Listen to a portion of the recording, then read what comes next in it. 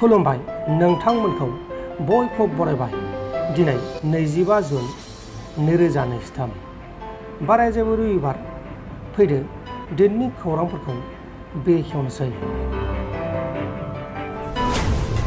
भारत हादरनि मुंदांखा फुटबल गेलेगिरि बर'नि फिसा बर'न नार्जारी बिथाङा इउरपनि स्वीडेन हादोराव भारतनि आइजो फुटबल हानजाखौ केप्टेन महरै दैदेननो थाखाय साखा फारा जाबाय।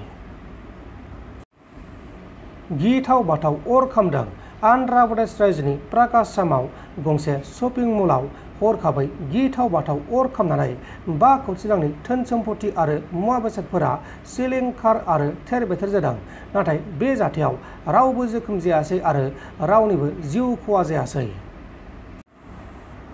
मेघालयानि वेस्ट खासी हिल्सआव हाग्रानि बिस गोनां मैखुनखौ जानानै एबा मोनजाफ्लांनानै जाफ्लांनानै सा 14 गथ'फोरा खिलाय गोबालाय आरो बेमार जादों आरो गासिबो गथ'फोरखौ फाहामसालियाव थिसननांगौबो जादों। बर' हारिनि मोनफ्रोमबो माहारि आफाद गौथुमफोरा जथायै फैगौ 20 जुन खालारखालि सोरखारनि फारसे गोख्रों सोमावसारगोन होननानै एबसुनिफ्राय फोरमायदों। बिथांमोना गोदानै दाफामनाय डिलिमिटेशननि सायाव बा बेखौ लानानै सोमावसारगोन। से दुख प्रकाश खालामदों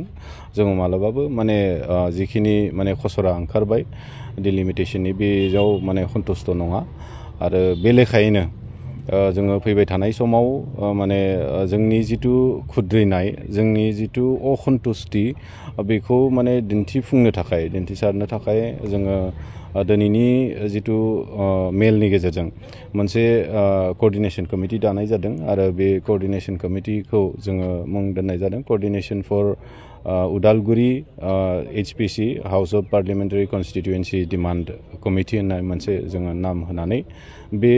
कमिटिनि गेजेरजों फैबाय थानाय समाव जोङो माखासे मानि हाबाफारि लानानै जोंनि खुद्रिसारनायखौ दिन्थिनो थाखाय जों थिग खालामनाय जादों। दा बे लेखायैनो दिनैनि जिरायनाय दिनैनि हाउसनि गेजेरजों फैबाय थानाय जुन मासनि 28 तारिखआव जोङो तामुलपुर साब डिभिजन भेरगाव साब डिभिजन आरो उदालगुरि साब डिभिजन बे मोनथामबो साब डिभिजनाव मोनसे धरना हाबाफारि जोङो लानो थाखाय दिनैनि हाउसआ थिग खालामनाय जादों आरो लोगोसे 3 जुलाइआवहाय जोङो मोनफ्रोमबो कन्स्टिट्युएन्सि एसेम्बलि सेगमेन्टनि एसेम्बलि कन्स्टिट्युएन्सि जेरै तामुलपुर गरेस्वर भेरगाव टंला उदालगुरि आरो माजबाद बेखिनि मोनफ्रोमबो कन्स्टिट्युएन्सियाव जोङो माने खुद्रिसारनाय आरो हाबाफारि 3 जुलाइआव जोङो लानो थाखाय थिग खालामनाय जादों दिनैनि हाउसनि गेजेरजों आरो बेजों लोगोसे माने बिफोर 11 जुलाइ लास्ट डेट जिहेतु मोनसे माने क्लेम एन्ड अबजेक्शननि थाखाय होना दोननाय दोङो दा बिनि सिगां जोङो through DC election commission of इन्डियानिसिम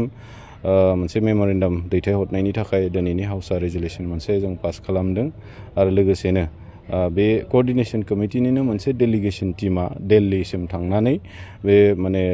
जोंनि जिथु खुद्रिसारनाय आरो जोंनि जिथु दाबि जोंनि जिथु क्लेम एन्ड अबजेक्शन जिखिनि थाबाय बेखौ माने मेम'रेन्डाम सहकारे दिल्लीयाव थांनानै मोनसे डेलिगेशन टीम थांनानै बेखौ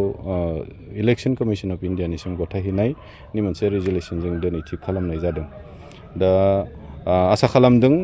उदालगुरि तामुलपुर ओनसोलनि साफ्रोमबो बर' रायजो राजाफोर आरो जायफ्रा जोंनि माने बेयाव कुनु मोनसे माने पलिटिकल एजेन्डा नङा जोङो जिहेतु पलिटिकली सेफगार्ड जोङो मोननांगौ पलिटिकली जों सेफ जानांगौ सोरबाया जाय जि संगठनावनो थाया मानो जि माने आफादावनो थाया मानो सिगांग्रो जोंनि पलिटिकल सेफटिया जोंहा सिगांग्रो फैनांगौ आरो बेखौनो मोनसे बिथा खालामनानै रावबो जाहाथे आदारवाइज लायालाबासिनो जोंनि बे जिथु खुद्रिसारनाय जोंनि जि आन्दलन गावनि मोन्थायखौ लानानै बेवहाय जाहाथे लोब लोबै बाहागो लागोन आरो नोंथांमोन दिननि खौरांफोरा बेखिनिल'मोन बेखिनिसिम नायनायनि थाखाय नोंथांमोननिसिम रोजा रोजा साबायखर गोजोन्थों एसेनोसै जय बर' हारिनि।